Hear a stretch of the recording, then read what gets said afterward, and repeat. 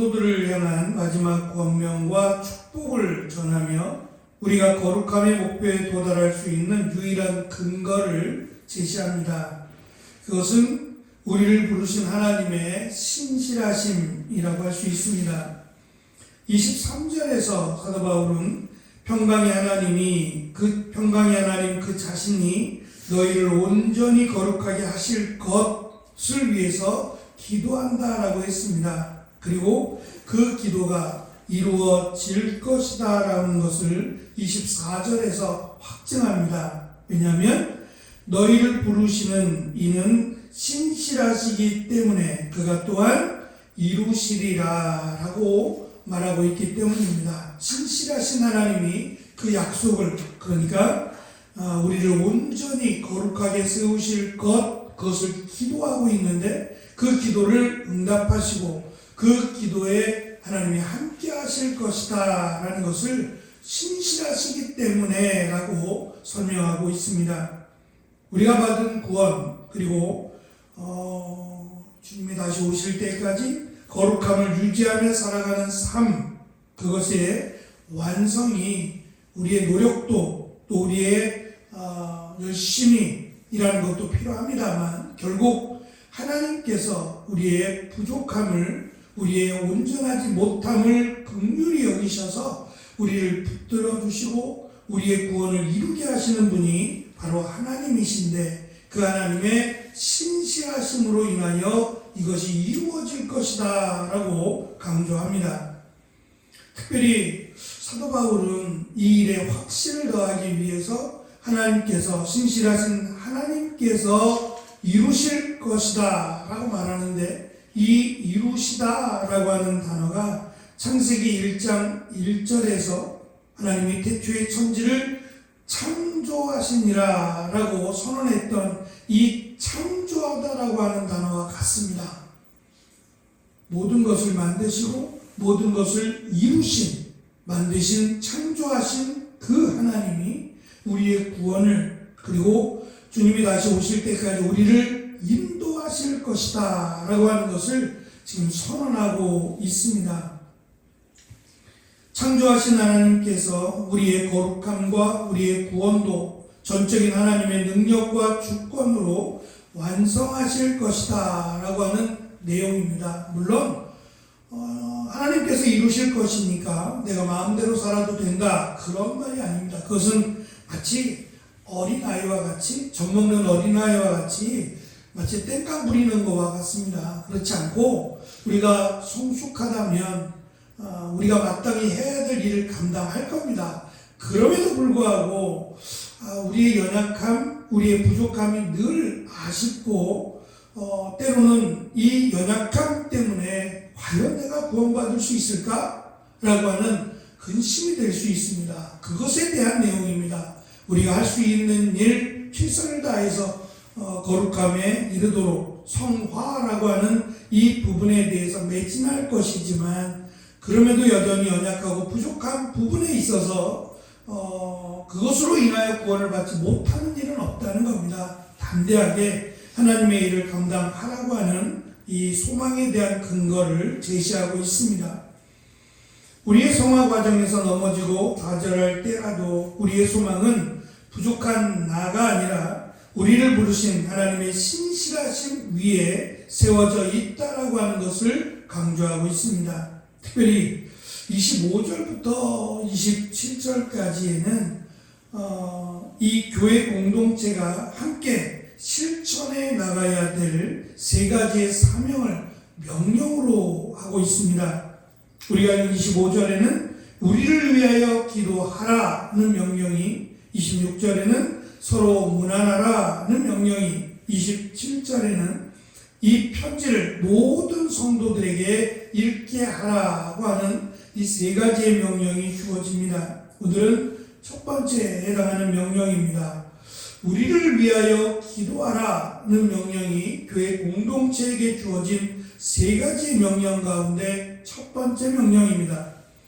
사도 바울은 성도들에게 5장 17절에서 끊임없이 기도하라고 했습니다. 이 기도가 우리의 삶이 되고 이 기도를 통해서 하나님이 역사하신다, 하나님이 일하신다는 것을 보라는 겁니다. 그런데 이제는 마무리하면서 우리를 위하여 기도할 것을 부탁이 아니라 권면이 아니라 명령으로 하고 있습니다. 이는 바울과 그의 동역자들로 소개하는 실라나 디모데 역시 이 복음 사역의 어려움과 핍박 앞에서 성도들의 중보의 기도가 간절하게 필요하다라고 하는 것을 가르치고 있습니다. 거꾸로 얘기하면 지금 사도 바울이나 동역자들도 데살로니가 성도들을 위해서 기도하고 있다 그랬습니다. 그것으로 시작했습니다. 그들에게만 기도가 필요한 것이 아니라 지금 사도 바울이나 함께 사역하고 있는 동역자들에게도 기도가 필요하다는 겁니다. 왜냐하면 하나님의 일이고 또 세상이 이것을 기쁨으로 받지 않습니다. 그래서 사도 바울은 복음으로 인해서 감옥에 들어간 겁니다. 그러면 사도 바울뿐만 아니라 그 누구도 환난과 핍박을 당할 수 있고 어려움을 겪을 수 있습니다. 지금은 아니더라도 말입니다. 그럴 때 그 어려움을 이겨내기 위해서는 본인의 노력도 본인의 기도도 필요하지만 함께 사역하는 공동체의 기도가 더욱 필요하다라는 것을 강조합니다. 예전에 지금 돌아가셨지만 수영록교회, 부산에 있는 수영록교회 정필도 목사님이 살아계실 때 그분이 설교 세미나에 초대받은 적이 있습니다. 세 분을 불렀는데 그 중에 한 분이 수영록교회 정필도 목사님이세요. 그때도 나이가 꽤 되셨어요. 은퇴하기 얼마 전에 일일 겁니다. 그래서 나이가 거의 70이 다 돼서 그러신지 모르지만 힘도 별로 없어요. 그리고 이분이 원래가 목소리도 작고 좀 느릿느릿합니다. 그런데 이제 이분이 이런 말씀을 하세요. 말씀의 내용의 그 주요 골자가 첫 번째 자신이 하시면서 이런 말씀하셨어요. 나는 설교를 잘 못합니다. 그게 첫 마디였어요. 잘 아는 것처럼 이분이 서울대학교를 나오셨어요. 어찌 생각해보면 똑똑하고 말도 잘할 것 같고 굉장히 지식적일 것 같잖아요. 근데 이분의 첫 마디를 딱 들어보면 전혀 그럴 것 같지 않은 정말 그냥 아주 평범한 어르신이라는 느낌이 딱 듭니다. 근데 그 첫 마디가 저는 설교를 잘 못합니다 라고 하는 말이 첫 마디였어요. 그러면서 이어지는 내용이 그래서 저희들은 저희 교회는 저를 위해서 기도해 주는 중보기도 팀이 있습니다. 이 기도팀이 1부 예배를 마치면 2부 예배를 위해서 기도합니다. 그리고 2부 예배 팀은 1부 예배 제가 설교할 때 기도해 줍니다. 라고 중보기도 팀을 소개를 하더라고요. 목사가 설교를 잘하고 못하고도 중요하지만 더욱 중요한 것은 이 일에 설교하는 이 일에 하나님의 은혜가 또 하나님의 역사하심이 있어야 된다는 거예요. 제가 그때 그 자리에 있었는데 스태프로 있었는데 그 이야기를 들으면서 우리는 설교를 잘하려고 노력하거든요. 목사들은 어떻게 하면 설교를 잘할까? 그래서 스피치에 관한 것도 공부하고 또 뭐 여러 가지 다양한 방법에 대해서 공부하고 노력을 합니다. 그런데 이분 거의 뭐 3, 40년 이상을 목회하신 분이잖아요. 그렇게 3, 40년을 목회하시고 이제 마무리할 때쯤에 대해서 나는 설교를 잘 못합니다 라고 하는 말은 참 부끄러운 말이에요.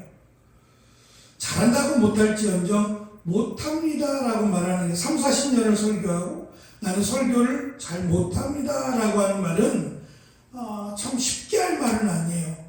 그런데 그렇게 할 수 있었던 것은 못한다는 게 중요한 게 아니라 기도해 준다는 게 중요한 겁니다. 그래서 성도들은 오히려 못하는 목사의 설교에 은혜 받고 또 그 설교에 제가 힘을 얻고 설교할 수 있습니다 라는 말입니다. 저는 다 중요한 것 같아요. 우리가 자녀를 위해서 기도하고 자녀가 잘 되면 부모가 기쁩니다. 또 부모 자녀도 마찬가지죠. 이것이 가족이기 때문에 가능한 일이고 또 이것이 의무적이라기보다는 사랑하기 때문에 당연한 일이라고 생각합니다. 교회는 이 기도라고 하는 네트워크가 형성이 돼 있어야 합니다. 연약한 이들을 위해서 늘 기도하는 것도 또 우리 모두를 위해서 기도하는 것도 결국은 교회를 위해서 기도하는 것이고 결국은 나를 위해서 기도하는 것이 됩니다. 사도 바울은 너희들을 위해서 끊임없이 기도하라 라고 말은 하지만 그 너희들을 위해서라고 하는 것이 사도 바울이 지금 감옥에 갇혀 있음에도 불구하고 데살로니가 성도들을 위해서 또는 복음을 전한 이제 갓 세워진 교회들을 위해서 성도들을 위해서 끊임없이 기도합니다. 오죽하면 기도하기를 쉬는 죄라고 말할 정도로 쉬지 않겠다는 얘기입니다.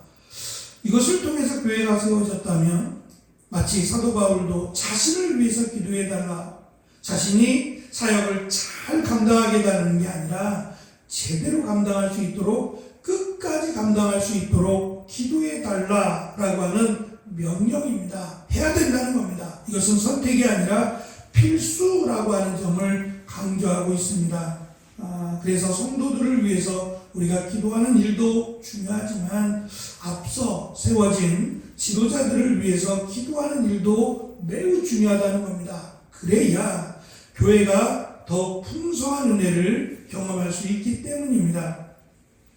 우리의 삶은 하나님의 신실하심이라고 하는 굳건한 약속 위에 서 있습니다. 그분은 우리를 부르셨고 반드시 이루실 겁니다. 어제도 말씀을 드린 것처럼 하나님의 신실하심은 우리가 측량할 수 없을 정도로 놀랍고 크신 은혜입니다. 우리의 부족함 가운데도 하나님의 약속을 지키셨고 그 약속을 이루셨다라고 할 수 있을 겁니다. 우리는 이 놀라운 약속을 믿고 이제 공동체 안에서 서로를 위해 기도함으로 우리의 사명을 성실하게 감당해야 합니다.